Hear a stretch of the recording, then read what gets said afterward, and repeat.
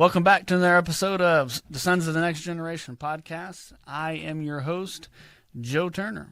And in the studio today with me here in beautiful sunny North Dakota, we have Gabriel.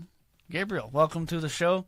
I know you're already in town, man, but I really appreciate you taking the time to come out here and record this episode with me. Thank you. And it's great. We have great conversation. He comes over to the house and we'll share a meal and stuff like that. And we always have something to talk about. And so this time it's just a little different because who knows how many people could be watching this conversation. Today. Hey, guys, listen. If you would, and if you're listening, please do. Go subscribe to the show on whatever platform it is that you listen to, whether you listen to on Spotify, Apple Podcast. Please go subscribe and follow us on Facebook. You can find us on Instagram, and you can also find us on TikTok. So, please, go follow us. Sometimes I put it at the beginning, or maybe I try to do it in the middle or at the end, just to kind of mix it up a little bit, not always having it at one spot during the show. So anyways, to get into the goodness, the details, what you're here to listen to, Gabriel, I know that you are retired now. Yeah. How long have you been retired? First of all, thank you for inviting me to your show. I must say that this is the first ever podcast that I've ever done. So excuse me if I do something wrong, because I've never done this before. When you told me yesterday, I didn't see myself ever on the TV or on the radio, but I felt like when we discussed that it was important to bring a message, you know, so thank you for inviting me. Absolutely. But yeah, I've been retired now for 3 years, going on 3 years, okay. What's your favorite thing about being retired? owning my time. One thing that I have learned that I thought it was going to be different or difficult, and it was the very first couple of months, 32 years in the military, you used to doing things one way, and then all of a sudden, you got nothing to do. And for the first 90 days, I was lost. But then I started getting involved with other things at church, with God. And what I like the most, Joe, is that I'm the owner of my time. That's the beauty of this. But to retire, you have to have a plan. Don't just think about retiring and doing nothing, because you'll die quick. That's what I hear. I know I've talked to a few people that are retired, and they're like, you got to keep moving. You have to keep a reason to wake up every morning, and not just wake up to nothing. That's it. But the good thing about retirement is that when you don't want to, you don't have to. Yeah. And that's the beauty of it. Yeah. I'm usually up by 6 o'clock, and my neighbors, because I see my neighbors going to work, and I'm, good morning. And like, why are you awake so early?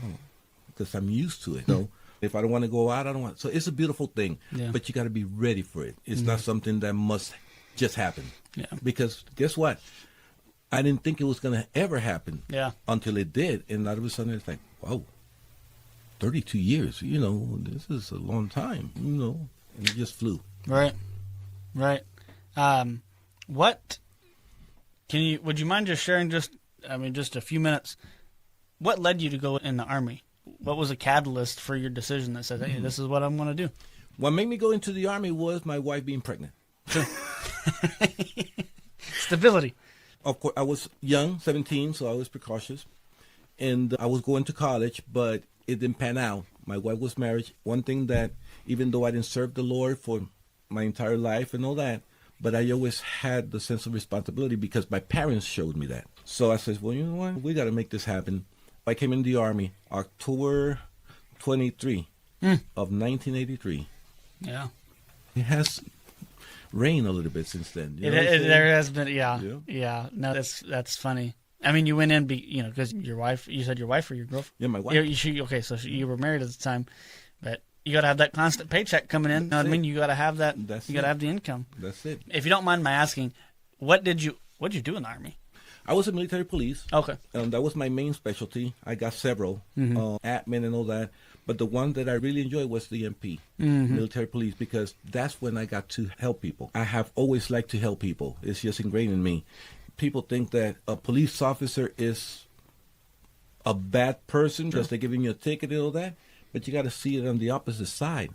That's the person that is helping you remember, I should do this. Or I'm in danger, and he is running towards danger so that you can run the opposite way. So once you start seeing them that way, it takes a different perspective Yeah. on what there's a saying, nobody likes an MP or nobody likes a police officer until you need them. Yeah, no kidding. I just think about today's day and age where there's, and I don't know because I wasn't around back in the 60s or the 70s, but I think about it, and as kids, I know myself growing up, I wanted to be a cop. I wanted to be a firefighter, because you look at these guys as heroes of sorts, right? Realistic heroes. They're not Superman, they're not Batman, but it's just the everyday heroes that go out and do what they're supposed to do. And some days, and especially depending on where you live, some days you're putting your life on the line every day. Every day. And those people that are just willing to do that over and over and over, And it's not because of the paycheck. I'm sorry to interrupt. No, yeah. Because it's okay. the pay is not great. No. And, this is not a bad thing. I'm not saying in a bad way. What I'm trying to stress is that police officers, even nurses, and firemen, it's not because of the pay. Because no amount of pay is going to make me go to the fire. You don't believe in pay at that time. You don't think about you think about that life in there. So yeah. I think you're born with that. I mean, I think you have to be born with that. Hey, man, I want to protect. I want to serve. And so I think that's something that either you're born with or you're not, because you stick somebody in there that doesn't care, and they're gonna be like, well, I guess, I'll go do the bare minimum, But you can really tell the difference whenever somebody really, they pour their heart and their soul into it, and they really do care about that. But no, just what I was gonna say real quick was like, I just don't feel like kids don't have that anymore. Obviously, I know there's some kids out there that do, but I feel like we're almost evolving too much into a screen, into things that aren't even real, to virtual things, and it's just like, no, man, let's get back to reality here. This is just, it's a tool. It's the way the parents are looking at police these days. Without getting into politics, it has changed. Our society has changed completely as to what a police officer or, again, a fireman or a nurse is there for. Yeah. We have lost that, so we don't instill that in our kids. And it starts at home, and it continues in school. Because when I went to school, I tried to do the right things, stay out of trouble, because I knew that if my teacher found out, I was going to get it from her first. Oh, yeah. And then I was going to get it from mom. So I try to behave. Yeah. Nowadays, you see that parents are like, go to the teacher. What you do? No. So it starts there. Yeah. And as long as we don't go back to that principle of authority, we're going to continue to go in the wrong direction. But that's the way I think. Right. No, that's great. Something that I was literally just thinking about, because you said 33 years? 32 that you were in. Okay, so, I was in the Air Force. I was only in for just a little bit over 4. So there's a slight difference in time in service. But I was also military, police, or security forces, as they call it, in the Air Force. And there's a part of me that wishes that I could have been in longer. It didn't happen for reasons. But I think that God definitely used that. Yeah. There's definitely some lessons that I learned from being in there. So I guess if you could take away 1 or 2 or 3, however many you want to disclose or share, but like, what was one thing that you learned in the Army that you didn't have going in? And obviously there's a big difference between, you said you were 19 when you went in? 19. Yeah. How old were you when you got out? Well, I'm 60 now, so okay. 57. Yeah. So you learn a lot in that time frame. So, but I guess the reason I'm asking you this is because, if there's a young man, young woman listening right now, and they're like, okay, well, I kind of want to go in the military, but you know what? A lot of them want to know about the college stuff. What can the military do for me and stuff? And if you were just to share some wisdom from your time in the military, and what would something that you could share be? I mean, I know I miss the camaraderie of it, because it's just like sometimes you're in the suck and it's just like, but we're all in the suck together. Yes. We are all here. It's almost like the band of brothers mentality. And there's just like, we're just here. So what's something that the military has taught you and something that you miss about the military? Well, I owe my manhood to the military. I got to say that from the get-go. At 19 years old, you think you're indestructible, you're bulletproof, you're dumb as they come, because you don't know anything, but you think you know it all. And then the Army comes and says, oh, really? Let me change that. Let me see how we can make this happen, right? And they change you. And yes, sometimes it's like, brainwashing. But if you look at it, it's not. It's called discipline. Mm-hmm. So that's one thing that I learned. It was how to be disciplined enough to do the things that I needed to do when I needed to do them. So as time progresses and all that, that's one of the main things that has stayed with me. Even though I learned it at the house, in my house, but it was cemented in the military. The other thing is, like you say, camaraderie. Right now I have friends from a lot of places in the world, different places in the world, that at this time we still communicate. As a coincidence, and I don't believe in coincidences, but when you came to get me, I was talking to my former colonel. Oh. And we stay in touch. She was a great person for me. She was a mentor. And she's retired also, of course. But the most important thing is knowing different people, knowing different cultures, knowing that we, as the Americans, are not alone in this world. That there are other peoples out there that have different beliefs, but they're beautiful people. They just happen to believe different. And like I said, I have many friends from different cultures, and we got one thing in common. We wanted to serve. Yeah. And that's it. No, that's cool. I know that my wife and I talk about it, and I feel like I say that at every show. Not that we've had that many shows yet, but every show I've always said, my wife and I are always talking about this. But when I was in the military, and I don't remember if I was Melissa or which interview it was recently, but I wasn't always on fire for God like I am now. I used to, that little song, this little light of mine, I'm going to let it shine. And yes, I know I'm out of tune, so don't correct me on my tune. I'm not a singer. But what I think about is that I wish that I was more outspoken and I was more open with my faith, because I believe that, I was a Christian, but I wasn't walking it. I wasn't fully surrendered to Christ saying, I'm yours, right? I was still trying to hold it back. And I was like, I don't know what these guys will think of me if they know, I'm a Christian. So when I'm out there, man, I'm out there. I look just like the world. I didn't look any different. And so, but to your point, I love the different cultures, and I'm like, some of this crap is weird, but I'm not from that culture, and just the different things and the different perspectives and the different realities of their childhood and their different realities of just their upbringing, the way that they did life and how it was different. So it was cool to be able to see those different things, but I wish I would have been able to really just put aside what they think, because we're all human at the end of the day, and just like I can listen to them if they were Muslim or Buddhist, whatever, I could listen to them, but I was still kind of scared to be like, I'm a Christian.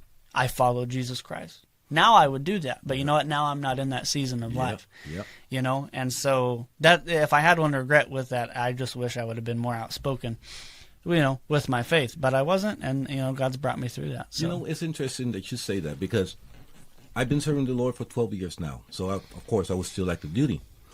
And that military and religion does not mix. No. It cannot happen. But yet I met the Lord. And I started showing that I was serving the Lord. But at the time, I was assigned first class at E7. So I'm in charge of a group of people. And something interesting happened. I changed my way of dealing with them. Being in the military, that you say, you order, and they go. No questions asked. But my approach changed. Not because I wanted, but because I chose. And a marvelous thing happened. When I ask, I got better responses than when I order. It was a strange thing. And yes, but you can only do that with people who are disciplined. Because, of course, you maintain your rank and you maintain your position, your leadership, and everybody's different. But another thing is that everything that I'm applying right now, the Army taught me. And I didn't know that at the time, because I wasn't serving the Lord when this was happening. But to your point, there was a purpose that I didn't know about yet, but God was already working on it. So I got a lot of different courses that the Army taught me, that the Army paid for, that I use now, including course manager. I'm a teacher at church because I got my certificate in the Army, as a course manager. I deal with suicide because the Army taught me. Mm. And more things like that. So it is possible to serve the Lord in the military. A lot of people have different opinions. Right. My opinion is that, yes, you can serve and still be faithful to God. Yeah. And it worked. It really did. Yeah, that's really cool. So it's probably safe to say that most of the time that you're in the Army, you weren't actively walking with God, right? Nope. Okay. So whenever that shift happened, or whenever Jesus came in and totally transformed you, right? Was there any backlash from anybody? Was there any like, dude, like why are you not doing the things that you used to do, or why do you not want to go do this anymore? Like, can you walk us through that just a little bit? It's like always. You know, you got a group of friends, quotation marks, that will always be there when you're doing the wrong thing. Guarantee. That's the way the enemy works. So the enemy works that way. He will surround you with a lot of people so that you can do his bidding. The minute and the second that you switch sides, hell breaks loose, literally. But again, something happens. Is that you start seeing things different. Like I was an alcoholic, I drank a lot. I was a womanizer. I loved dancing. God knows I love dancing. Yeah.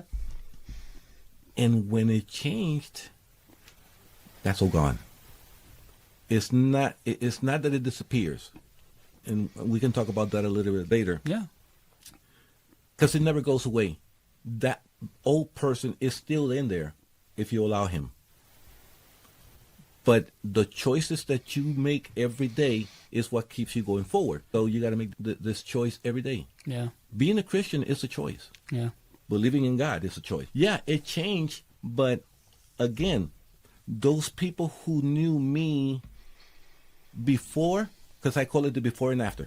So the ones that knew me before and haven't seen me for a while, because in the Army, you PCS a lot of ways, and all of a sudden you find buddies in another place, right? And it's like you hear your name and it's like, oh God, I know that voice. It's been 2 years, but I know that voice. And holding it, there he is. Yeah.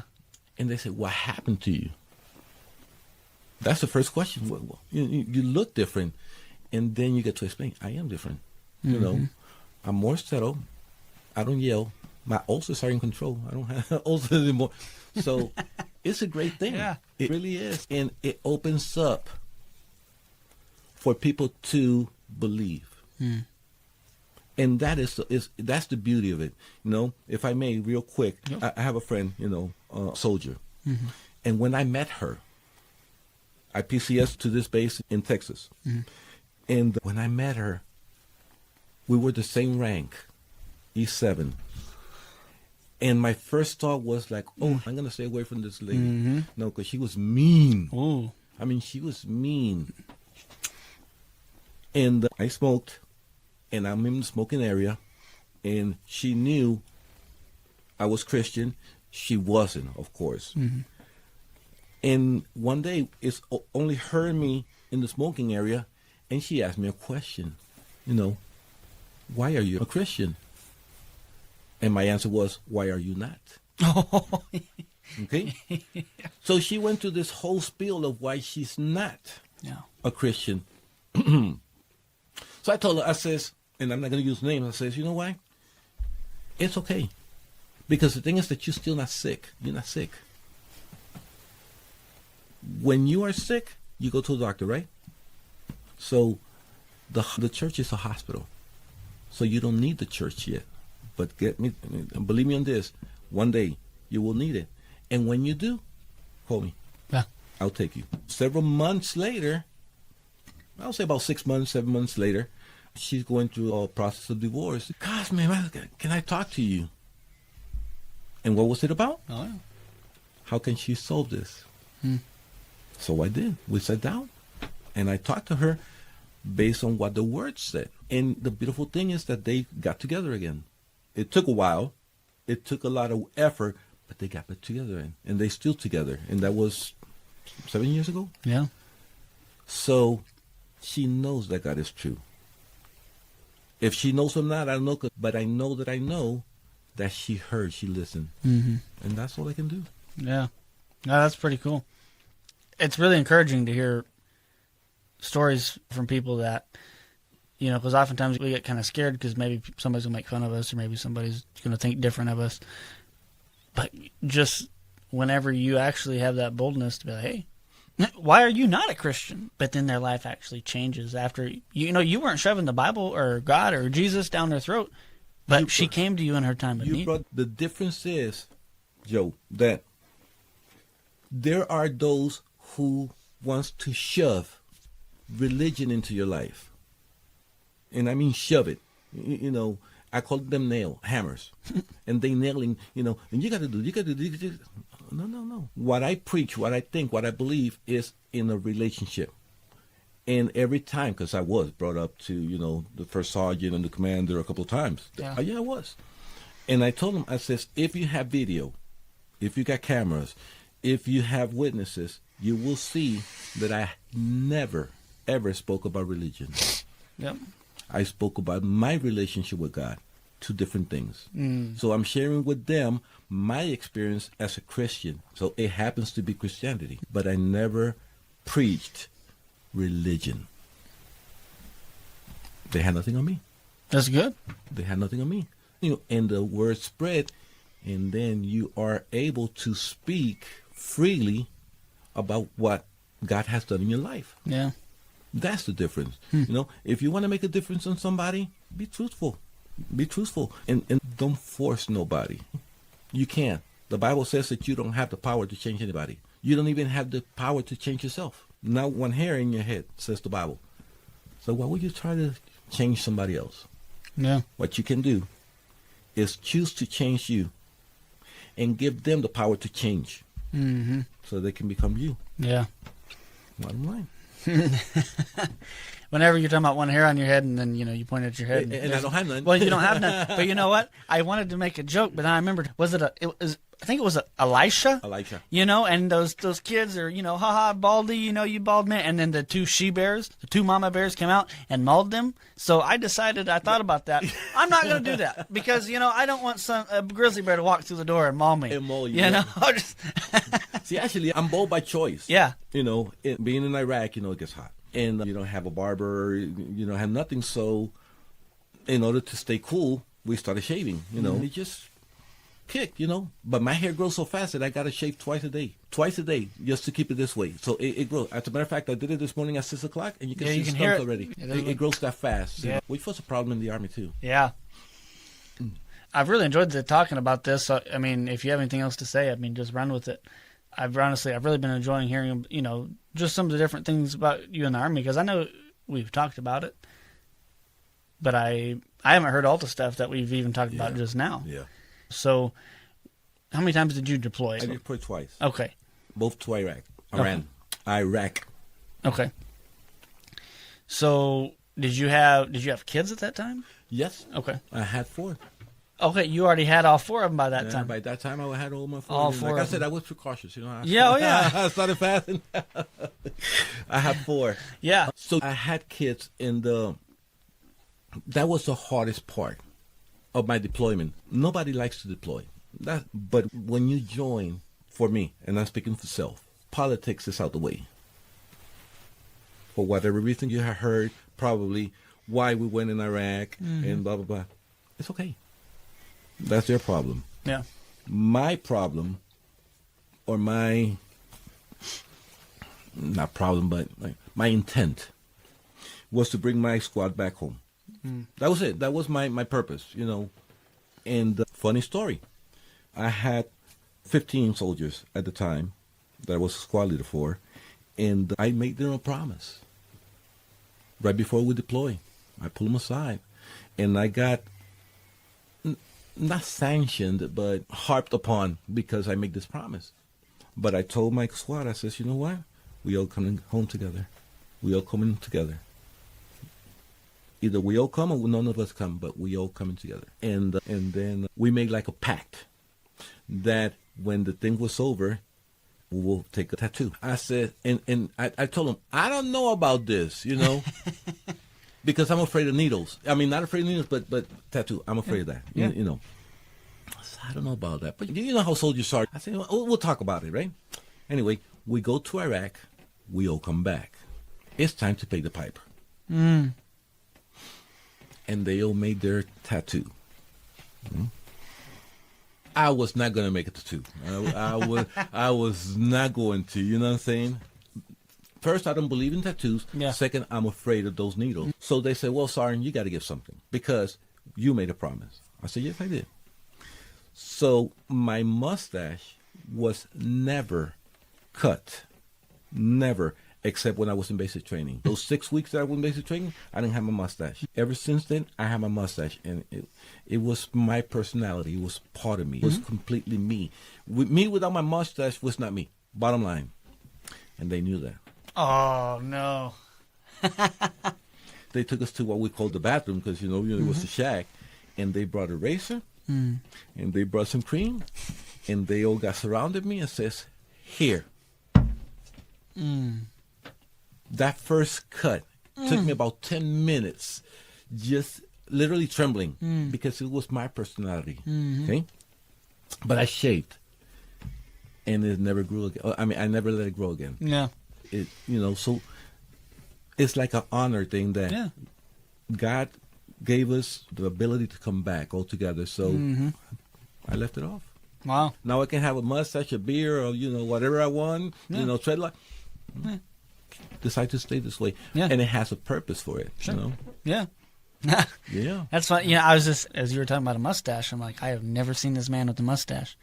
And I was trying to envision, like, okay, what's it look like with a mustache? And nobody ever saw me without my mustache. Yeah. Since I was about 14, 15 that I started growing it, and I felt like a man. Yeah. Never, ever took it away. Never. It was part of me. Yeah. It's like my coffee mug. Wherever my coffee mug is, everybody knows Cosmo's around. Somewhere, he's here. That was me with the mustache. But again, because of that promise, and I know that I know, because we were in some hairy stuff, hairy situations. Because at the time I was with the National Guard in Puerto Rico.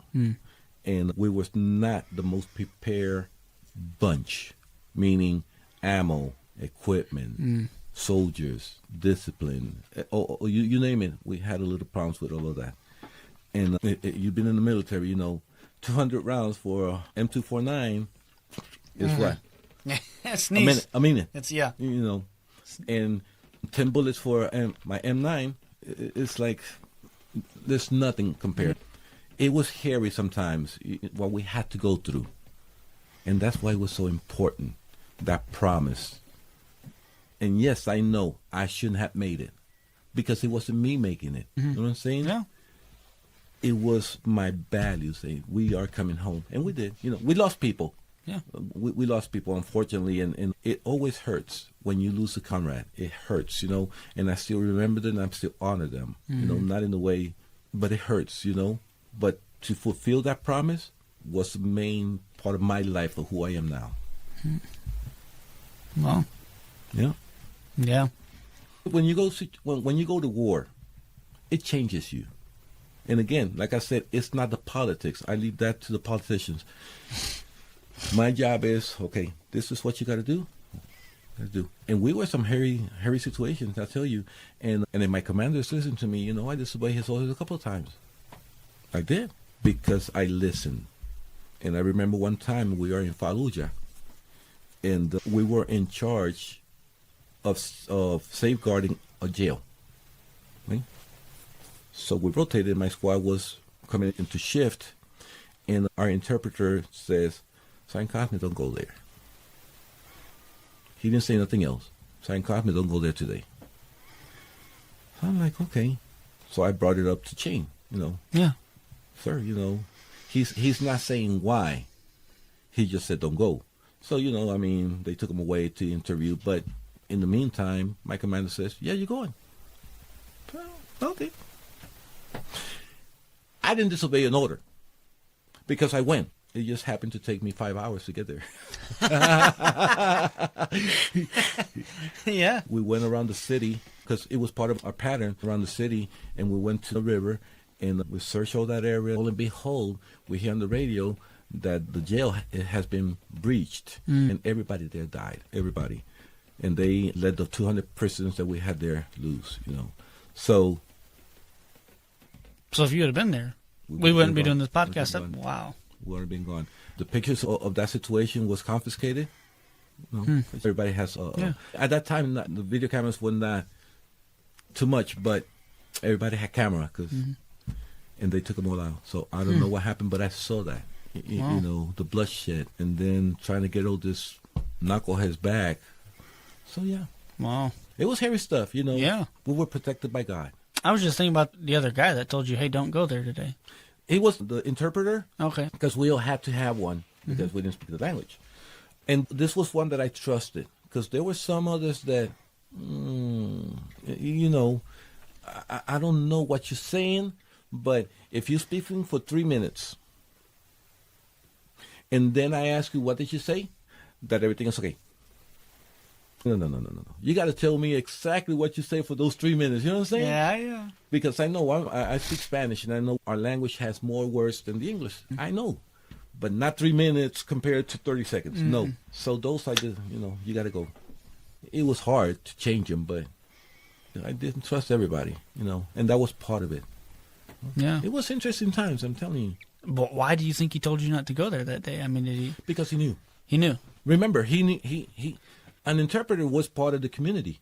It was not an American interpreter. Sure. It was, and that's how we did it. You know, we got people who spoke in English from the communities that we were, and they were vetted, you know, by the military so that they can hold some security so that they can, you know what we're doing and saying and all that. But they spoke their language because they belonged to these people.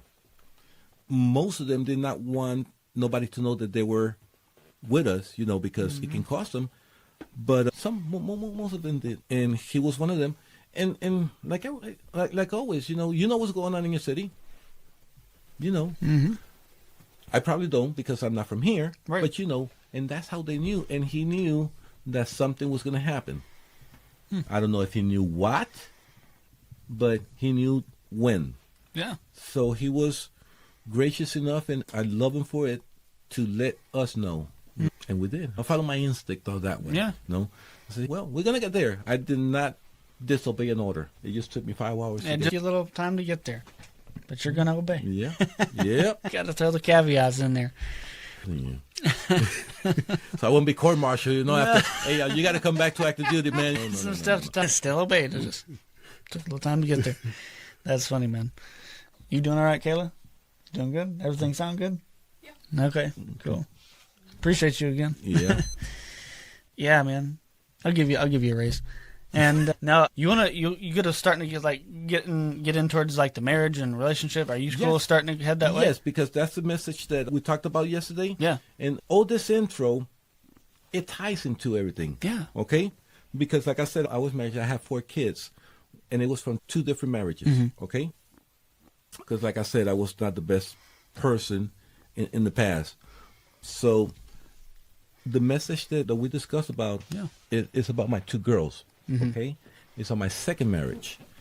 And the importance of this is because you know both of my girls. Yeah. Okay? They live here in Minot. I'm here because of the birth of my grandson. This is a grandson. And that's why I'm here. Yeah. But we have known each other from the church that you go, Open Gates. And I fell in love with the people, and the people fell in love with me for some reason, because I don't know. And they became my second home. Yeah. Okay? So you and your family, I call your kids my grandkids. That's the relationship we have. Yeah. So when we're discussing this, and you found out a little bit more about my past, it's when you decided to invite me here for this purpose. And it is that because of my past, I was horrible. I was a horrible person. I didn't like myself. I really didn't. I can say that honestly now. Yeah. When I thought that I was having fun, that I was out there acting the fool and drinking and dancing and womanizing and doing all this, I was not thinking of what I was doing to other people. That was never in my mind. Make me never mind. And that created some problems. I got divorced from the mom, and it was very difficult times for me. Because now I realize. Have you ever heard that saying that it's not true until you see it coming? You know, so when you see it coming, it's like, oh, shoot. You know, but Oh, it's yeah. too late by then. So we get divorced, and I get separated from my daughters, who I love dearly. I love all my 4 kids, but this is what's going on in this time, and it hurts me. It pains me. Okay, when I got in the divorce and I was in this situation, I was on the top of the wheel. Mm-hmm. I was a lieutenant of police in Puerto Rico, at VA in Puerto Rico. So I become a lieutenant. So I was on the higher hierarchy. I have money, I have women, I have everything. People that's listening audio, he used air quotes when he said everything. Yes. Oh, okay. And then it's gone. Mm. One day, it's gone. I mean, just like that. I was in the police for 12 years. So it's not 6 months. It was 12 years that I was in the department in VA. And I got fired. Not quit. I got fired. And everything started going downhill.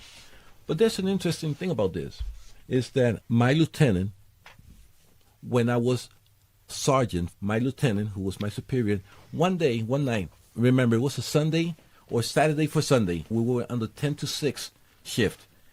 Ain't nothing going on. Everything is dead. Everything is calm. And he was a man of God. He truly was a man of God. And he tells me, Sergeant Cosme, come here. I said, yes, sir. Yes, Lieutenant, what's going on? Says, do you know what the tithe is? You said the tide? Yeah. I said, what is tithe? No, he asked me, what is tithe? I don't know. He says, okay. So go to Malachi 3:10, and it tells you. The tithe is the promise of God to open the skies, and bless you until you're overabundant, Oh, a tithe. A tithe. Yeah. Tithe. Okay. No? Yeah. Excuse my Spanish, okay? No, that's okay. I thought you were saying tide. I'm like, okay, Yeah, tide. the tithe for the- what about for the the way- tide? You going surfing? No, Yes. tithe. Tithe. And he entrusts me to tithe. Yeah. I wasn't serving the Lord at the time. I wasn't. Okay? I was. But I said, how is that? And he explained to me, go to Malachi. I said, okay. And I read it. And I like to say that I came to God because he offered me money. Yeah. Because when I read it, it said there, trust me on this, or prove me on this. I'm sorry, prove me on this. If I will not open the skies and bless you until it's overabundant. So I said, is that right? No problem. So I asked my lieutenant, how is that done? And he explained to me, 10% of what you write, blah, blah. So the very next month, true story, very next month, without going to church, without serving the Lord, I started giving my tithe. But because I didn't have a church to give it to, I gave it to my mother, who was a churchgoer. Okay? And I never stopped. Never stopped. Okay? I'm not gaining anything, but I believed. For some reason, I believed. Yeah. I don't have nothing to hold on. I don't have nothing to back it up on. I just happen to believe. About 6 months later, and I'm like I said, I'm giving it every month. I get fired. Yeah. Just like I got fired. Okay. And I went from a very good paying job to zero. But remember, I'm going through the divorce. So I got to pay child support. I got to pay everything that I'm, But now I don't have the money. And I lost everything. And I lost the house. I lost the marriage. I lost the kids. Everything. So I had to go and live with my mom. Okay? So I was about 35 years old. And if you look in the dictionary, the word failure, you will see my face in it.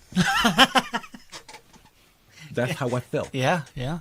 A failure, because I had everything and I lost it all. And I'm living in my old room when I was single. And it hurt me because I was prideful. On top of everything, I was very proudful. I did not know that, but God is working with me. He's breaking me. And that's the message that I want to bring today. Is that if we do not allow God to break us, we're never going to change. Yeah. Miracles never going to happen. You must allow God to break you. But you know what? God cannot, and I'll say again, cannot break you unless you allow him. So whose choice is yours. It's mine. You have to give him that power. So this specific Sunday, I have reached my bottom. I have reached my bottom. And because everything was behind, everything was, I'm hurting emotionally, financially, physically, you name it. I was hurt. And I had decided to hurt myself.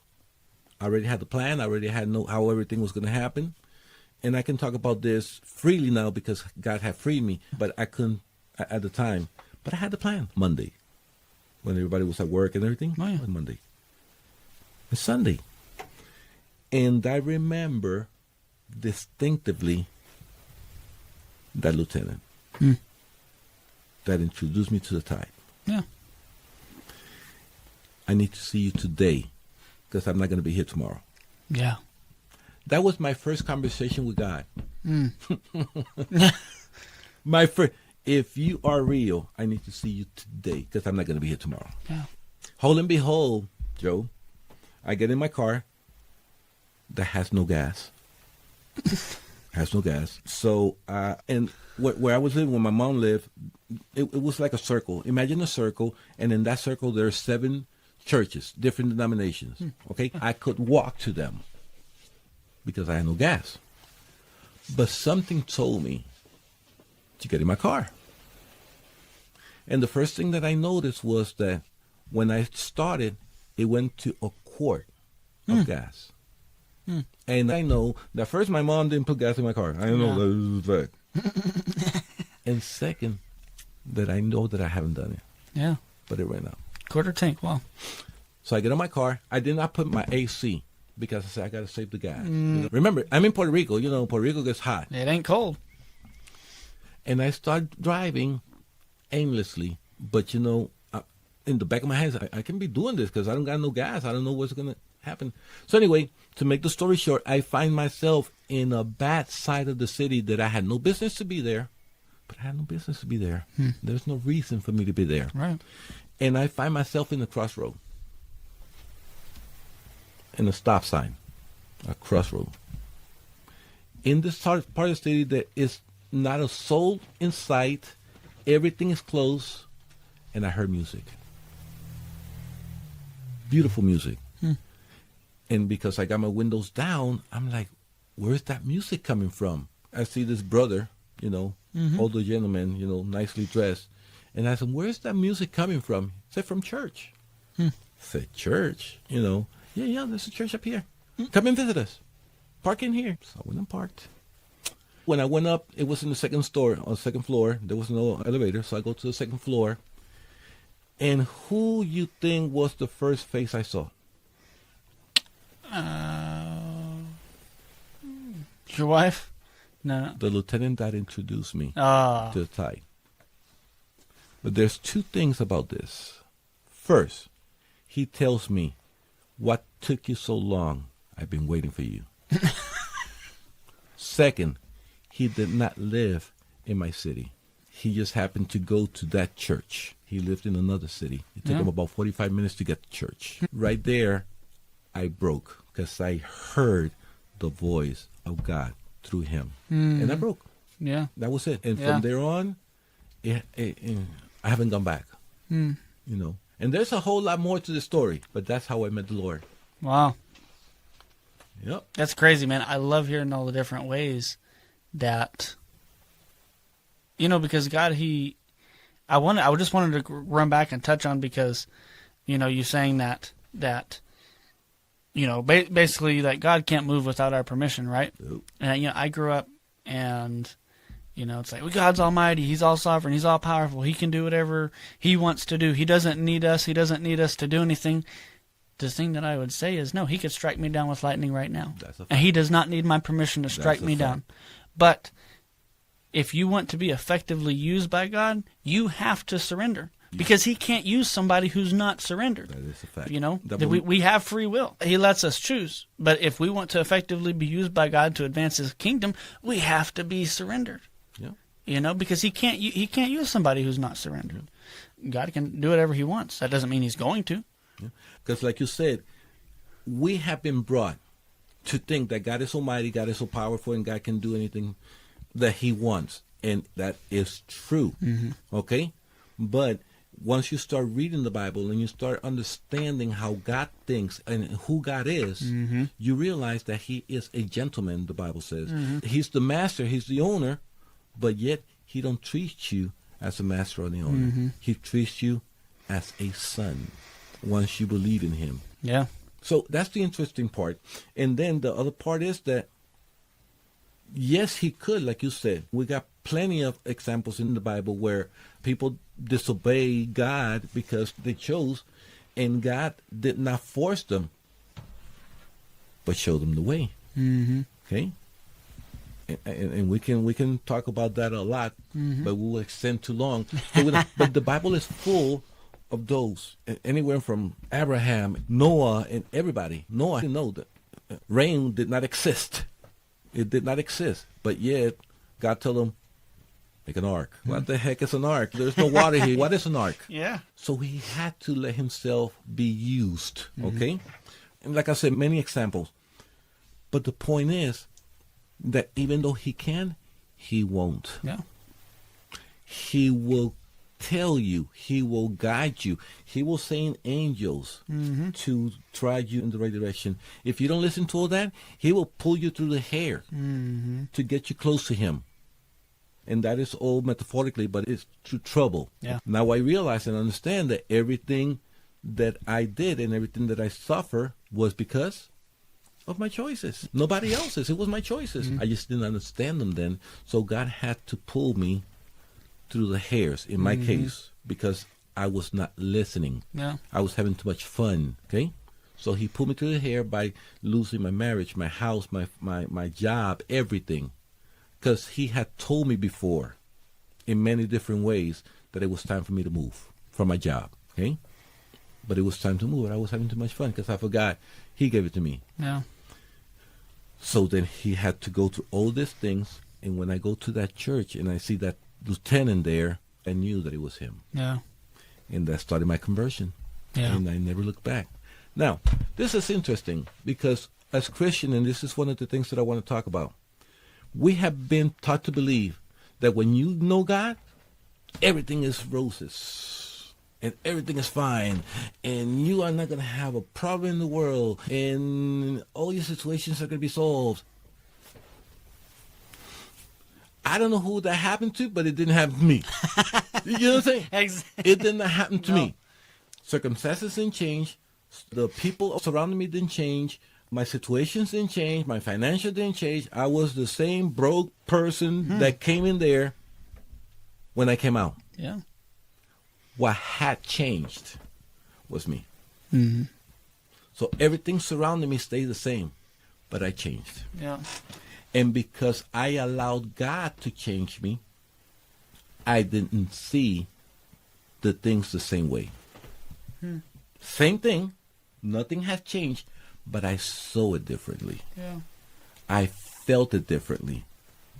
Okay? And I remember that for the first time I started reading the Bible, but because it's hot in Puerto Rico, I'm doing it outside. Okay? And my mom had a flower pot that wasn't a seed. It was supposed to be for flowers, but there was no flowers, so I used it as a seed. Okay? And that was the mail. And I sat there and I'm reading in front of the house and I'm reading, and next thing I know, I got children sitting around me. Neighbors from 12 to 16 to 8 years just sitting. I don't know how that happened. You're just reading and they all showed up. And they showed up, teaching them. And I don't know what the heck I'm teaching them because I don't know what's going on. You know what I'm saying?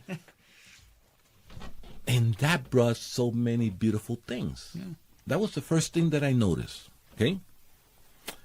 And because of that, to this day, and it's interesting, and I love it that one of these kids, you know, that I helped him get into the Army, and he grew in the Army. He called me about 2 years ago, and I don't recognize him. You know, he says Gabe, because he's from the old neighborhood. I said, "How you doing? Who is this?" You know, because nobody calls me that. He says, "You remember that kid that you got into the Army?" Yeah. Because he got his girlfriend pregnant. Oh, no. It's starting to sound familiar. And that's how it happened. Yeah. Says, I'm still in the Army. I'm a captain now because he went into the Corps. And I'm just calling you to thank you. That was about 2 years ago. You know? So you see the fruit there, okay? Yeah. You didn't see it at the beginning. You didn't know it was going to happen, but the Bible says that the word will never return empty. Yeah. So you might not see it. It's a privilege when you do, but you might not see it. Yeah. And that's one of the things that I noticed. The other one was that I saw his fidelity. Mm-hmm. And one thing, and this is the main message for me today, is that once you establish a relationship, forget about church, forget about religion, relationship, the heaven opens up. It does. And like I said, I was behind in everything. Yeah. And I'm working because remember, he's breaking my ego. Yeah. So imagine, you know what E7 is, you know, so you know that you're on top and you are in charge of people. Oh yeah. And all of a sudden you are cutting grass for people, painting fences for people, going to work in Burger King or McDonald's. You know, it was God breaking my ego, okay? Mm-hmm. And once I realized that, then it didn't hurt me anymore. Yeah. At the beginning, that ego was high. You know, I'm like, oh, no, I'm not going to do this. No. I'd rather die. Mm-hmm. Well, you know, I almost did. So, you know, I changed. And then I started doing it appreciative. Yeah. Okay? Going back to the tithe, because this is important. When I was starting, I was giving in the hundreds because I was a good paying job. Mm-hmm. And I went to 50 cents, $1, $2.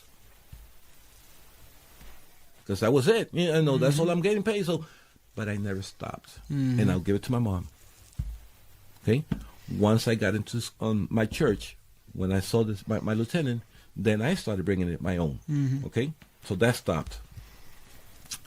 But it was 50 cents. It was $2, you know. Why I say this is because when we are down, we don't mind giving. Right. But we forget who gave it to us when we are blessed. And then it's like, okay, you know, oh no. $500? Oh no, I cannot do that. You know, that's a car payment. You know, God gave you that. And he said, and it still holds true. You know, he's going to give you more. But this is the difference now, Joe. It's not for you. Mm-mm. It's to bless somebody else. And that's when you really learn what it's all about. Yeah. God blesses you not for you. It's so you can bless others. Yeah. It's so they can be there for others, you know. And that is the relationship. That you don't learn that at church. Yeah. Church doesn't teach you this. Yeah. Unfortunately. Okay? You learn this through reading the Bible and discerning the Bible. And you do that by having a relationship with the Holy Spirit. Say, okay, what the heck do you mean by this, God? Because I don't understand. Yeah. Okay? No. And he will reveal. Oh, now I understand. Yeah. It might not be immediately, but you will get it. Yeah. So, yeah, that's the importance. Yeah. No. I hope I'm not. No, man. Honestly, I'm just saying. You start talking about something, and I just kind of zone out. I'm like, oh, yeah. And then you get to the end. I'm like, oh, what am I supposed to say now? Oh no, what am I supposed to ask? Something I would like for you to touch on, and the reason we didn't discuss this, and I just thought about this today. So forgive me for springing this on you. Mm-hmm. But I know that you have a child that is considered special needs. Yes. And I would just like a little bit of what is that like for you? What are some of the challenges? What are some of the struggles? You know, because I know you had him whenever you were still in the Army. Yeah, that was my firstborn. Okay, he was your firstborn. So the reason I ask this is because I know that if not soon, at some point down the road, there's going to be a parent that's listening that's either currently or they're about to, you know, they're going to go through some of the same things with their kids. Number one, I got a couple questions for you if you don't mind answering them. What was off the bat? You know better than I know. I don't have. What was the biggest struggle? Starting off with that, and you realize, okay, he's going to need more attention. Okay, so this is one of my most beautiful stories, but one of the most challenging also. Yeah. For many different reasons. The first one is that when my first son was born, he was 19 inches and 9.25 pounds. I mean, this was a football player. When I went to see him, you saw all the other kids. It was like the football, and then you had the football player, which was my son. Mm-hmm. He was a Hercules compared to all that. Beautiful thing.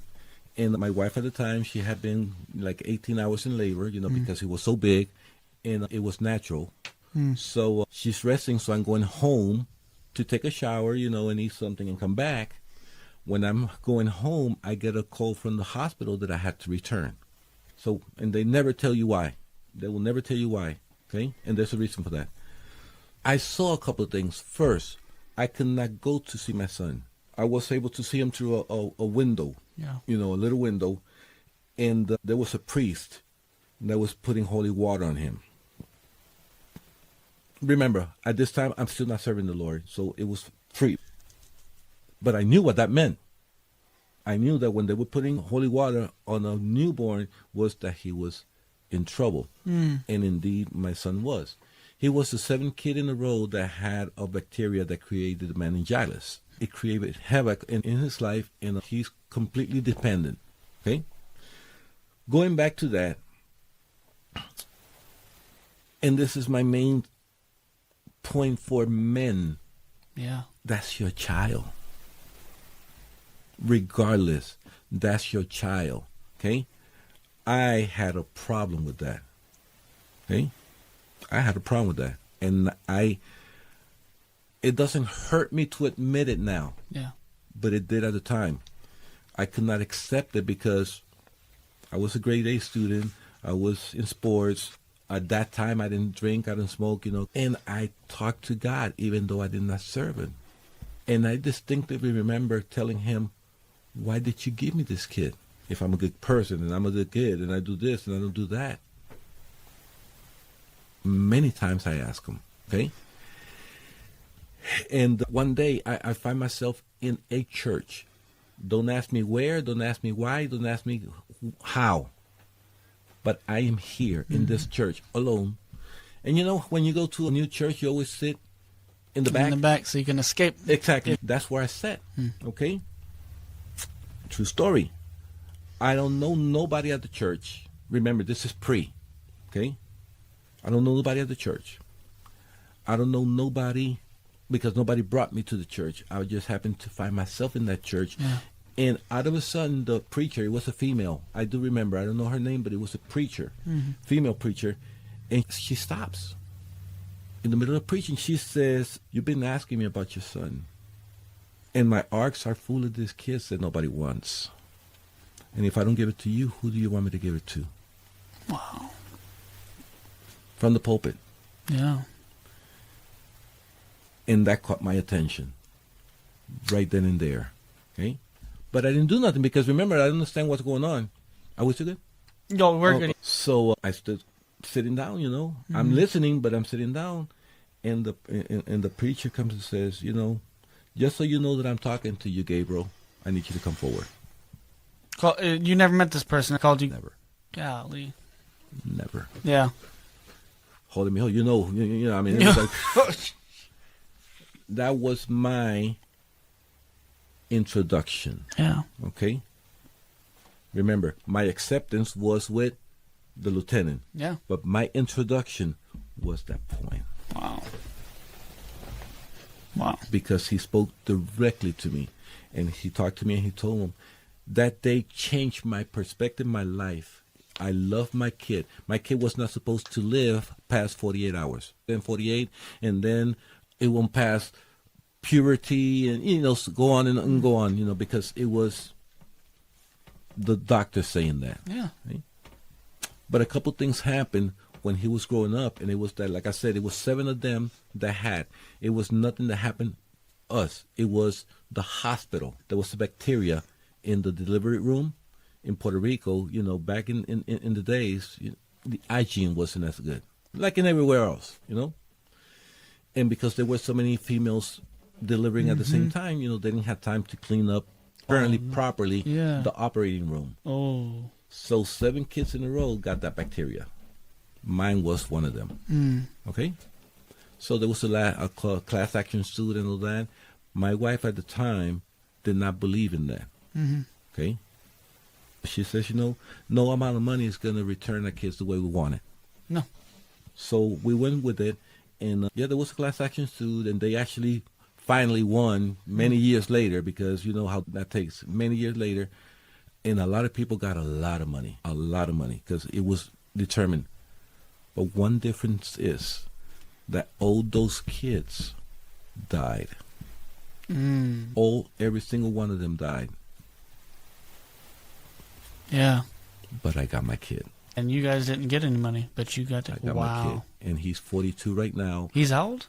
42. He's 42. He's 42. Wow. He is a giant. He's 6'2". I've seen a picture of him. This guy is gorgeous and all that. And as a parent and as a man, love him because you don't know how special you have become through that kid. You have become special because of that kid. And if you, again, choose to do the right thing, you will see God's hands every day. In a smile, in the little things you will see it, But it wasn't always that way. Right. Again, I was terrible. I was horrible. Yeah. Okay? And this not happened overnight. And whoever hears me in that says, yeah, right, I know how he was, I know what he was growing up, what I'm saying? I know what he was doing. And it's true. That was me. Yeah. Okay? All true. But that's not me now. And it all started with surrendering. And when this kid came, everything changed. And you see the changes in your life and in his life and everybody's life, because now you believe how special God is to us, his children. Yeah. He had COVID one time. And his mom and I, for the first time ever, were not able to be with him. Wow. Well, when I decided to come back, because I abandoned them, I didn't say that? Right, I right. abandoned them for a while because I couldn't handle it. But once I came back, we cannot be with him. And that broke us. He spent 2 weeks in the hospital. We could not see him. And again, I see God's hand because the doctors told us straight up, he's not going to make it. Straight up. He's not going to make it. And the only way that we could see him was through the TV. I remember that I was military at this time, and I was a little harsh, and I went off big time. And I went all the way to the director of the hospital. It says, you know what? I'll stay right here, but I'm going to be with my kid. So we negotiated, says, this is what we're going to do. I'm going to put a monitor, and we will keep you constantly, calling you and giving you updates. You will not be there, but you'll see. I said, okay. And that's how we did it for 2 weeks. When this kid came out, Joe, it was like, okay, what's up, man? Let's go, we gotta go. Yeah. Like nothing ever happened. His mom takes him to the hospital, to his doctor, about a week, 2 weeks later for a follow-up. And she notices, and she tells me this, I wasn't there. She noticed that the doctor, who knows him, who knows my kid, he's looking at the charts and looking at my kid. And looking at the charts and looking at my kid. And looking at the charts and looking at my kids. So my wife was like, what's going on? He says, well, not to say name, what I'm looking at this chart is not what I'm seeing here. He's not supposed to be here. Yeah. Based on what I'm seeing, he's not supposed to be here. So my wife, she it's a church goer to her, He says, yeah, that's the things that God do. That doctor, that day, accepted the Lord. Wow. Because of that. Yeah. Interesting. Yeah. What kind of charts were they? Was it just like blood pressure, O2, or? They never tell you. Oh, okay. They will, because of COVID, they will never tell you. Oh, okay. If you go to a doctor and it's something related to COVID, That you will whole- not know. that My whole- wife almost died also because of that reaction. I never did find out. Wow. No, that's, yeah. Wow. No, I listened because my second cousin, I guess, he's autistic. Like he can't be by himself. Yeah, he just can't. Totally dependent. Yeah, totally. And, growing up, it was always, that's just, our cousin Tommy, that's just who he is. That's how, Yeah. you can't. Right after my wife and I got married, we had the two boys. Mm-hmm. We went down to Texas and, we're going around seeing family, so we seen them, And he was big, man. He's bigger than me, which that's not hard to do. But he's bigger than me. But he's still just like he was when I knew him when he was 5. Yeah. And I just remember, because my grandpa was still alive at the time. My grandpa died in 2019. That's whenever we went down. Mm-hmm. We went up there. My grandpa went with us, and my uncle, he's Vietnamese. Oh my gosh, man. The food that he makes, I don't even know what kind of chicken it is that he makes, but he makes it. I might commit a crime for some of that chicken, I'd probably commit a crime. Yeah. Because he makes such good food. And so we went over there, and my grandpa, this was a few months before he passed out. Exactly. And, he had a wheelchair and he had a walker. And, his body was shutting, his brain was great. But his body was just shutting down. Yeah. And so, that was hard to watch. But I was in the wheelchair, and I had Tommy sitting on my lap, and I'm just rolling around the house and stuff. And he was having a great time. Even talking with my aunt and my uncle and just the different challenges that they have. He's probably bigger than both of them, because my uncle and I are probably about the same size, and my aunt's definitely smaller than me. Yeah. And just some of the challenges that they've gone through, but it was really cool, because God still shows some of his, I don't know if attributes is the right word, but you, like you were saying, He just does. in their smile, He just in does. this, and it's like, there's so much evidence around that there is a God, that he loves us, because it's like, man, I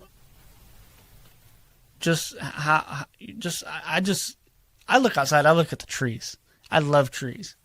I grew up in Idaho, and the forests and the rivers, and I love scenery. Now I'm over here in North Dakota, and I'm like, okay, well, you don't have the scenery that you do in Idaho, but it's just like, you get to some of these places that are on Earth, and you're like, wow. Yep. Like, this isn't even heaven. This is just Earth. Yep. And, I've had family and I've had friends come over here and visit us in North Dakota.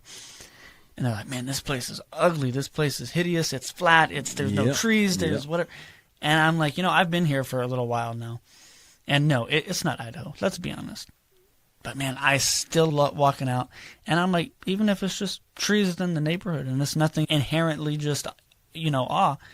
But it's just like, I still go out and I find the beauty in it, because I'm like, He's there. it's there. You just have to look for it, And so now that I'm rabbit trailing down from cousins to trees to But it's so true, because see, what you're trying to bring here is the true meaning of God's will and God's love. Yeah. Because by going from this special kid to a tree, it's the exact same thing. And that's why what I feel, and that's what I want to transmit. Just because he is special, he's not a human being. On the opposite, do you know that biblically they speak directly with God? These kids speak directly. I have seen that in my kid. I'll go through the room and I'll hear him. He don't speak, he don't speak or nothing, but he has different sounds that I know what means, what they mean based on how he does them. So I know if he's feeling good, if he's happy, to develop that. But I pass through his room sometimes, and he is having these sounds that I don't understand, and having this laughter that is angelical. He's just having a ball. Yeah. Literally having a ball. Yeah. But the minute that I go into the room, it stops. It stops. Interesting. So they do, and it's important. And the main thing is that for men, because mainly men, not not exclusively, but Yeah. mainly, man, we cannot handle a child of this caliber. I know I didn't. I admit it, but now I do. And now there's nothing I do because now I see. So if they happen to have a kid like that, there's a lot of resources that parents don't know. And this is important too.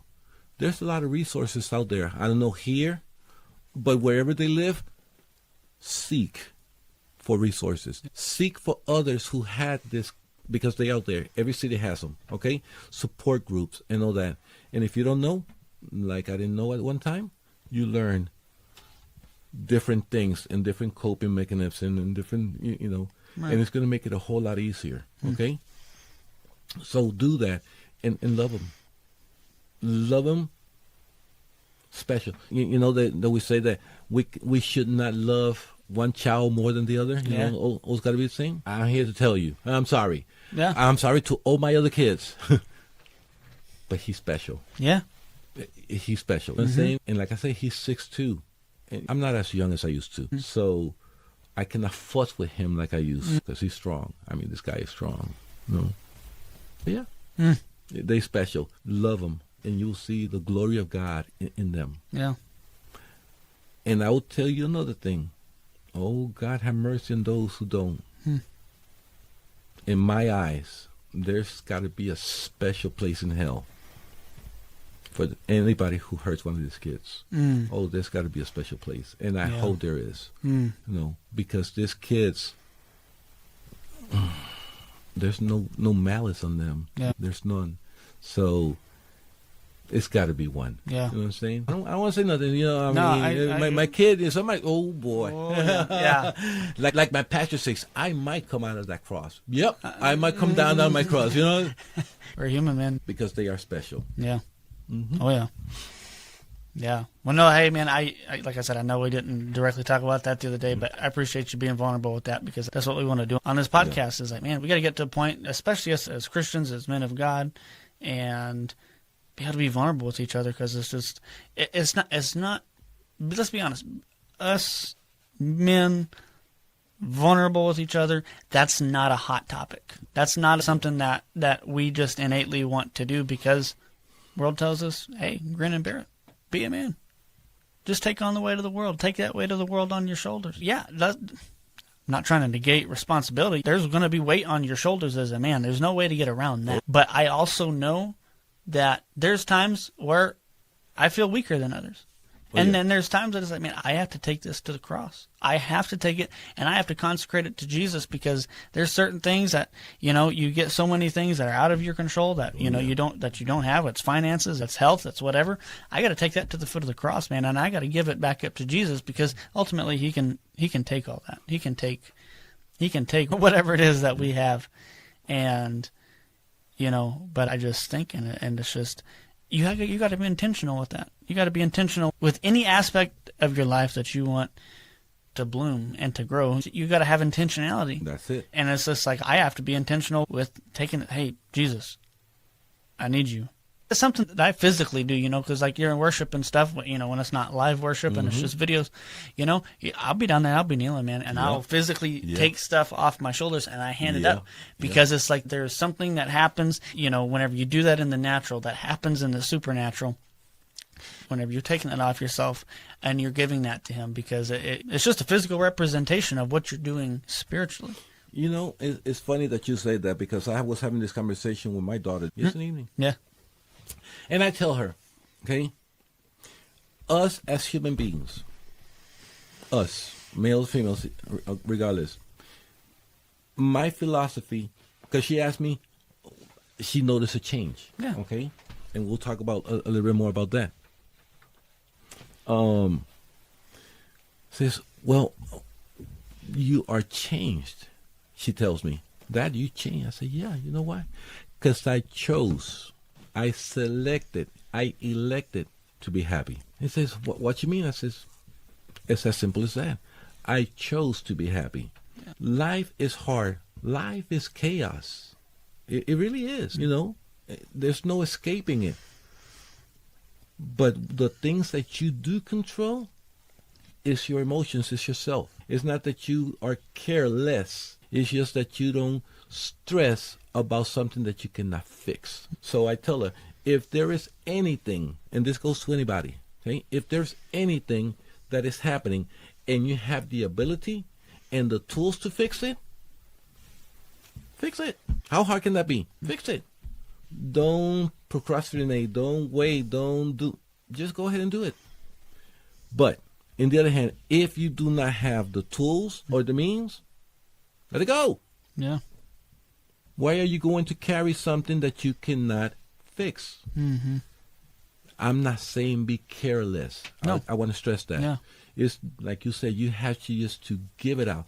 God, I cannot handle this. I tried. I cannot handle it. Show me, Holy Spirit. You better talk to me. So, you know. And again, I have this relationship. I need you now. You know, I cannot wait up tomorrow. That's me. Yeah. Okay.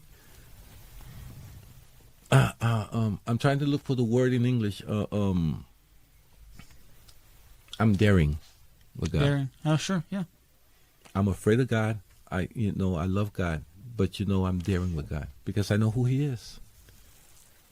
I dare to say things and do things that other people say, it's like, you're crazy. I'm not, because that's what God tells me to do. Mm-hmm. So if He tells me, yes, sir. Yeah. Move out, yeah. That's it. I don't ask. I stop asking already. I do. Because, and again, she asked me, but how do you know? I says, baby, you cannot know what you don't know. If you don't read the Bible, and it's not just reading the Bible, you got to break the Bible. But the most important thing, because you can read the Bible and break it. Yeah. But if you don't put it to work, it doesn't do nothing. Yeah. If you read the Bible, understand it, but you don't put it to work, it's dead. Yeah. You're not getting nowhere. So that's where it comes from. Yeah.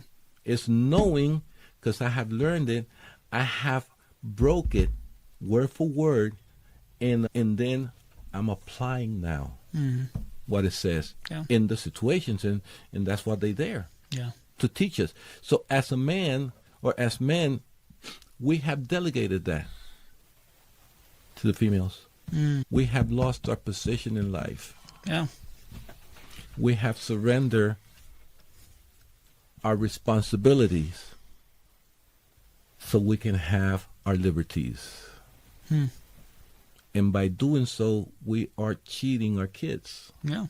And that's why, going back to what you said earlier, no, kids are different today. No, they're not. Parents are different. Yeah. We have changed our ways. We have changed our way of thinking. We want everything now. Yeah. As parents, we want it now. We don't have the maturity to say, let me wait on this one, No, we want it now, I cannot pay a car. I don't care. I want one now. So you want, okay, let's say that you need one. Let's say that. Buy you a cheap car because you need it. Oh, no. I need to buy me the 2026, that is coming out now. And it's got to have the wheels in the blow. But I cannot pay for it. Yeah. No, that's our mentality. Yeah, it really is. It's not an exaggeration, and that goes to everything. So what we have done is, as men, we have delegated our responsibilities to the females so that they can take care of this and they take care of that and all that, so that we can concentrate on the things that we want. Yeah. We want the privileges, but we have given away our responsibilities. And this is the point that we are here to discuss, is how we as men had to come back. We had to come back to the fold. Yeah. We had to come back and not be the macho man that we were taught to be. Yeah. I'm in charge. No. That's not us, No. But we cannot be, and I want to be careful of this, the different kind of men, if you know what I mean, okay? Sure. Because that's what the enemy wants. That's how he is destroying us. And it's working with our kids, because we are being bombarded. And again, us as parents, we are delegating that to somebody else, whether it's mom or somebody else. And we're not just taking the responsibility to say, come here. Let's have a talk. Yeah. Okay. It is normal to have some feelings at a certain age. Okay. But this is what the Bible says. And, people sometimes say so, but you cannot bring the Bible to everything. True, in the sense that you're not going to be quoting Bible, but you better be talking on principles from the Bible. Yeah. And that's talking Bible. And that's what I'm doing now. No, later on, we're going to get into how things went and how things are now with my kids. And you will see what I mean then. We got to speak Bible. That is the truth. Anything else is like a, oops. Let's see if, oops, okay. Oh, it happened. Oh, great. No. Yeah. This is the crabs. You know what I'm saying? This is reality. We got to aim for excellence. As a parent, as men, we have to aim for excellence. That means that you got to be responsible first. That's where it starts. Yeah. Absolutely. Still doing all right over there, Kayla? Yeah, man. How long have we been recording for? Does it show the time? I should show somewhere on the bottom, but it's not a big deal. Do you have a water? Or a glass of... No. It's okay. No, I don't. Okay. I'm sorry. It's okay. But something have water here because Yeah. When you're talking, it's like I'm good. I got some here I've slobbered on. No, that's good. Go ahead. We might have to do another episode too. Yeah. Would you rather just do another episode at a later date? Makes me never mind. I'm good with you. You know what I'm saying? Okay. I didn't think this was going to be this. I way. I didn't either. Because I don't know if you noticed, and you were taking me in the camera. I'm like, okay, what am I going to talk about? Yeah. But when you let the Holy Spirit talk, Yeah. And that was my prayer today. It says, seal my lips, let it be your message, not mine. Yeah. And I don't want for your viewers or listeners to believe or think that, he's got it all right, and that's bull crap or whatever. It's okay if they think it. It's quite all right. It's quite all right because they're not sick yet. Yeah. They will understand when they get to that sickness and it's like, oh, shoot, I need help. Yeah. Okay? But for those who are sick or seeking help, there is help. Yeah. And it's help through Jesus Christ. It's help on stopping from doing things our way, the way we were taught. Yeah. Because there's the psychological aspect of this too. You cannot give what you don't have. Basic, simple principle, right? You cannot give what you don't have. So if you don't have happiness, can you give happiness? No. It's as simple as that. So if you don't have faith, you can give faith. You can't. Okay? So we need to start receiving, preparing as men. I'm talking about men for that mission, for that purpose that is coming, because times are coming and they're coming fast, very fast. As to if you think that this is the worst of it, you haven't read the Bible. Yeah. If you don't know what's coming, you haven't read the Bible. Yeah. Okay, this is just the beginning. So Yeah. you better be prepared. You better start preparing right now. We're still on time. Bible tells us, call when you have time, because there will come a time when you will call and you won't be answered. And that's my message to the men, especially the men on your audience. I don't know if there's females too, and I bless them because what they doing. But they must, and you notice I said must, bring their husbands to the fold and make them be responsible for what they are. Okay? Yeah. But at the same time, females be responsible for what they must do, because the Bible make a big distinction. And there's a distinction that's the design that God created.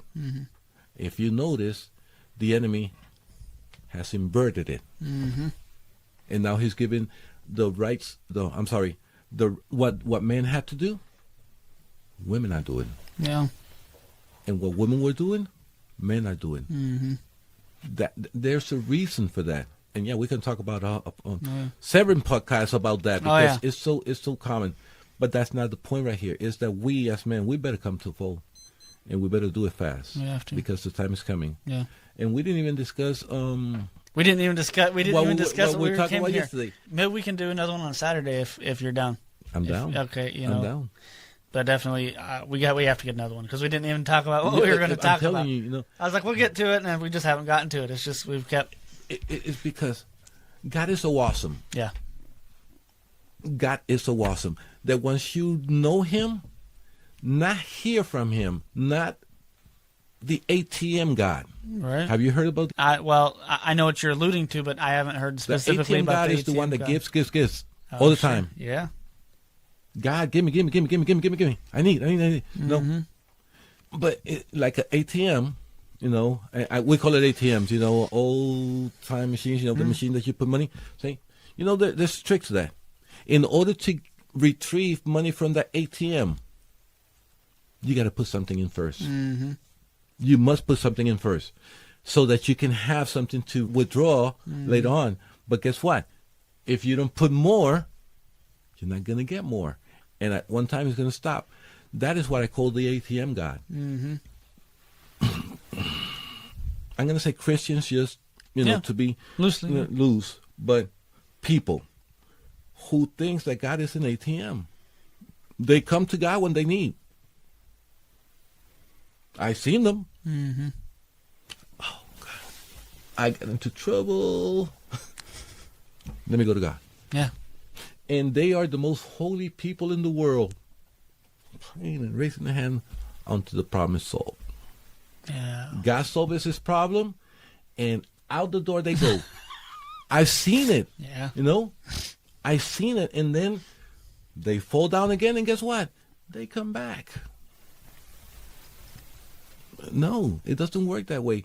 Or when they want something this way, and God gives him, bless him that way, but then the next time it's not that way. It doesn't happen that way. Mm-hmm. Oh, then God is a bad guy. He don't listen to me. No, he's still talking to you, knucklehead. It's just that you're not listening. Yeah. Wow. And you better start listening because it's going to get worse. Yeah. And again, we keep talking because there's so much things that God does when you know him, when you trust him, but mainly when you surrender. Everything starts with surrendering. Mm-hmm. Nothing of what we had talked will ever happen if we don't surrender. Yeah. And it's a personal decision. Yeah. I cannot surrender because you want me to. Mm-mm.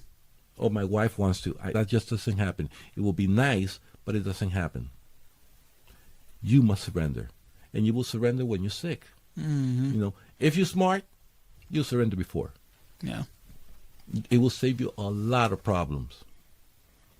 A lot of them. Yeah. But if you don't, you will. Yeah, yeah, you will. You will. He will win. Mm-hmm. And he wants to win you over.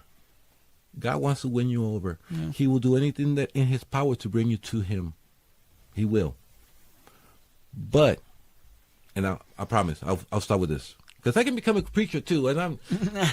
Have you ever heard the preacher? Yeah. I'm. Yeah. Yeah. Well, that means 3 hours more. Give me 5 more minutes. God says in his word that he will bring you to his fold, that he will seek you, that he will look for you. But there will be a time when he will get tired and he will let you onto your own flesh. Or I'm trying to translate the word in Spanish because I read the Bible in Spanish. To your own desires? What's the word? I know the word in Spanish, but to your own ways, for lack of the word. And I will have to look it up for that. But God says, I will give you to your passions, to your own passions. Yeah. It says it right there. So what does that mean? I will give you to your passions. What it means, literally and simply, is that I have done all this to call you. I've done everything in my power to bring you to the fold. But you refuse? Guess what? I'm separating. Mm-hmm. The Holy Spirit never leaves you. It never. But it separates from you. Mm-hmm. And then you are on your own. And for those of us who have been there, speaking for self, that's not a place you want to be. No. Because you feel empty. You feel like you're drowning. You're literally drowning. Yeah. And you don't have lifesaver. You don't have a boat. You don't have a light. You don't have nothing to, move. You are completely alone. Okay? And it's nobody's fault but yours. So decide, make a decision. Yeah. Because if God leaves you to your passion, you are not going to like it. Yeah. Wow. Yeah. Wow, that was that was great, man. We got to do another one. We have to. We have to do another one. Yeah, I'm starting to like this stuff. You know what I'm saying? Yeah. I like this. It is fun, man. I think this is my 5th interview. I think you're number 5. But I'm like, man, I'm already starting to enjoy it so much, because it's just a range of people that I've done from number 1 to you, and it's really cool.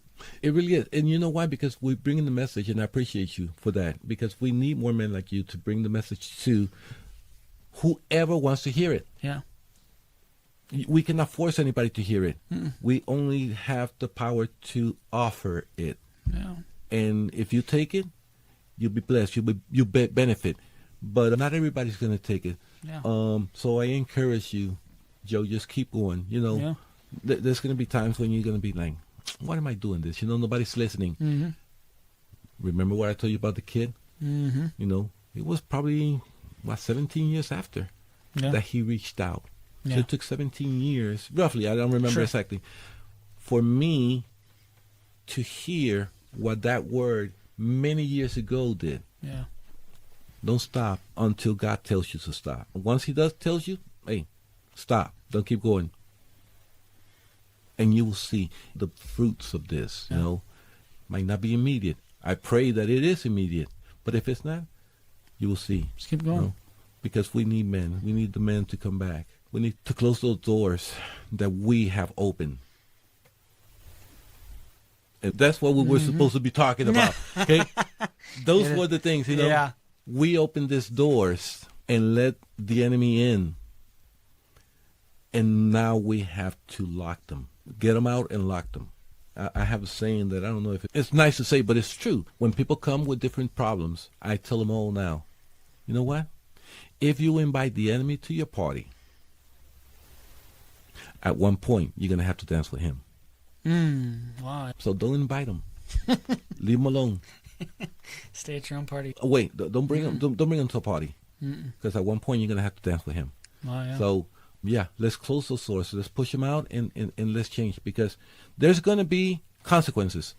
I'll tell you from now on, there are consequences. I passed them, and we'll talk about this. Even yesterday, the blessings are enormous. Yeah. Enormous. And we'll talk about that again. I know. I'm excited, man. Yeah. I'm excited for the next episode already. Again, I appreciate you coming out and helping us out, Kayla. I appreciate that. And Gabe, again, man, I appreciate you No, thank you for calling. doing this, and definitely do it again. Hopefully this week. Yes, Hopefully this week. Before I leave. Well, I was just thinking, hopefully, I don't know what day she's supposed to have the baby or not, but hopefully we can do it on Saturday if you're Sounds around. good. And at the end of the episodes, I like to just close this out in prayer. Man. And, just pray for the people that are listening. And, because I know God's led me to certain things. Even though I didn't know it was God at the time, and I thought it was just, I'm just looking at the titles of different podcasts and different things that I've listened to, and I've picked whatever, But sometimes there was stuff that wasn't necessarily in the title that you would think that would be in there, but there's a nugget of truth, a nugget of wisdom, and I'm like, oh wow, I needed that, just the way that God uses those things. So, like I said when I interviewed Melissa, there is power in our prayers, man. There is. Because we know who we pray to. Amen. It's not falling on deaf ears. Yeah. So, yeah, I'll close this out and then we'll wrap up, because I'm actually kind of getting hungry because I didn't eat lunch yet. And so I have to call my wife, see what she's doing. But anyways, so, Lord, again, thank you, Lord, that we can come and that we can have this conversation. And I just pray that this conversation, God, is number one, glorifying to you, God, but that it also edifies, God, people that are listening, God, whether you're driving in your car right now, whether you're at work and you got one earbud in and you're working in a warehouse, or You're in construction and you're nailing boards and carrying plywood and whatever it is that you are doing. I hope that this has been encouraging for you. I hope that this has been uplifting to you. I hope that if you're a young man or a young woman just entering in a new relationship, and I pray that God will bless your marriage. And I encourage you to seek God first in your marriage. God, I just thank you. Thank you that Gabriel was able to come here. Thank you for his testimony. You know, he's been through some tests.